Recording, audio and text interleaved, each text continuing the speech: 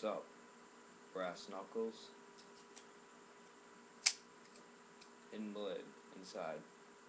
1918 is and World War I trench raider. Swords.com. Got a glass breaker on the bottom. That's for smashing a little thing of glass there. You know, doing a quick cut, good for protection. Then I got from Swords.com as well. Oh man, these brass knuckles, man, look at these. Oh, okay. Also from Swords, I got a couple of butterfly knives. Here's my first one. It's just a standard blue, typical one. Cut myself a few times on the wrist. It hurts. Not the wrist, but like, you know, general thumb area. There's that cut right there. Kind of hard to see. But it hurt a lot. I was bleeding through church.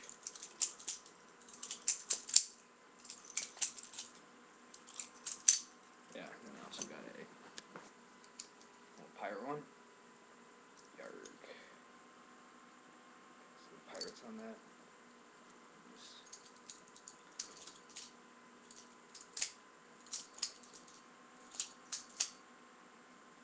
And these were all like really cheap too. Okay. That is all.